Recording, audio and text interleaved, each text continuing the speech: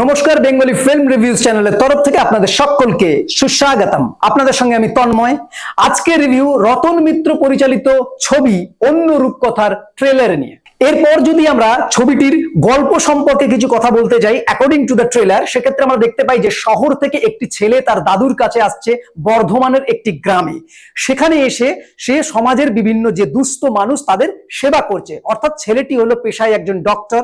সে সমাজের দুস্থ মানুষদের সেবা করছে, তার সাথে সাথেই তাদেরকে মোটিভেট করছে অন্যায়ের বিরুদ্ধে প্রতিবাদ করার। আমরা দেখতে পাচ্ছি অ্যাকর্ডিং টু দ্য ট্রেলার সেখানে বেশ কিছু করাপশন চলছে, বেশ কিছু মানুষ আছে যারা অনৈতিক কাজকর্ম করছে।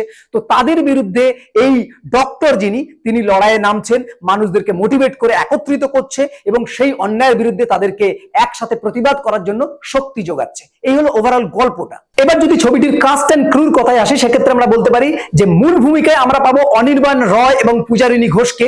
এছাড়া পাশাপাশি পাবো বিশ্বজিৎ চক্রবর্তী, সুমিত সমাদ্দার, এছাড়া আরো অন্যান্যকে। অ্যাকর্ডিং টু দ্য ট্রেলার আমরা যদি ছবিটি নিয়ে একটু বর্ণনা করতে যাই, সেক্ষেত্রে বলতে হয় ছবিটি একটি গ্রাম প্রধান ছবি, অর্থাৎ গ্রামের মানুষের যে সুখ দুঃখ, গ্রামের মানুষের যে অন্যায় অত্যাচার, এই সমস্ত বিষয়গুলোকে নিয়ে কিন্তু পুরো ছবিটি তুলে ধরা হয়েছে। সেখানে একটা ডক্টর আসছে এবং সে কিভাবে পুরো এই বিষয়টাকে ম্যানেজ করছে, তাদেরকে আবার ন্যায়ের পথে চলানোর জন্য ঐক্যবদ্ধ করছে। এই যে মেসেজটা দেওয়া হয়েছে ছবির মধ্যে, সেটা কিন্তু এর একটা ভালো দিক। অ্যাকর্ডিং টু দ্য স্টোরি যদি আমি অভিনয়ের কথায় আসি, সেক্ষেত্রে প্রত্যেকের অভিনয় কিন্তু বেশ সাবলীল। আমরা অনির্বাণকে দেখতে পাচ্ছি, সে শহর থেকে আসছে, তার ভূমিকা একজন ডক্টর। ফলত সে ডক্টর হিসাবে তার যে ম্যানারিজম সেগুলোকে কিন্তু তার মধ্যে আমরা ফুটে উঠতে দেখছি, ভালো লাগছে। একজন গ্রামের মেয়ে হিসাবে পূজারিণীকেও বেশ মানিয়েছে। এছাড়া বিশ্বজিৎ চক্রবর্তী, সুমিত সমাদ্দার প্রত্যেকেই তাদের অভিনয়ের জায়গায় কিন্তু একেবারে সাবলীল। অ্যাকর্ডিং টু দ্য ট্রেলার ছবির যে লোকেশন ইউজ করা হয়েছে সেটা কিন্তু বেশ ভালো।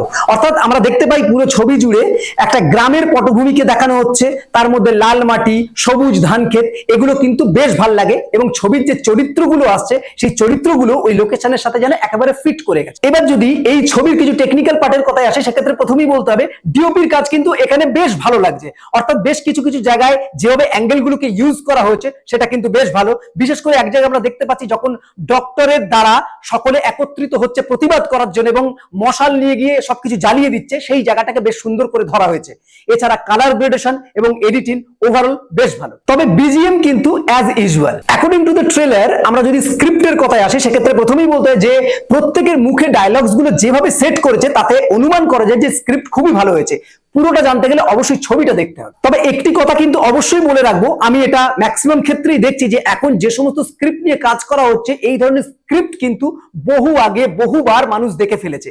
ফলত অবশ্যই নতুন কোনো ইউনিক কোনো প্লট যদি না থাকে, তাহলে মানুষকে আকর্ষণ সেভাবে করতে পারে না। তো আশা করব এই ছবিটি হয়তো ভিতরে কোনো ইউনিক ব্যাপার থাকবে যেটা আমাদের আকর্ষণ করবে। তো এই হলো ওভারঅল রিভিউ। এরকম আরো নতুন রিভিউ জানতে বেঙ্গলি ফিল্ম রিভিউজ দেখতে থাকুন। আপনাদের গুরুত্বপূর্ণ মতামত আমাদের কমেন্ট বক্সে অবশ্যই জানাবেন। বেঙ্গলি ফিল্ম রিভিউজ সোশ্যাল মিডিয়াতে সব জায়গায় অ্যাভেলেবেল আছে, সেখানে আপনারা আমাদের ফলো করতে পারেন। বাংলা সিনেমাকে এগিয়ে রাখুন, বাংলা সিনেমার পাশে থাকুন। Thanks for watching.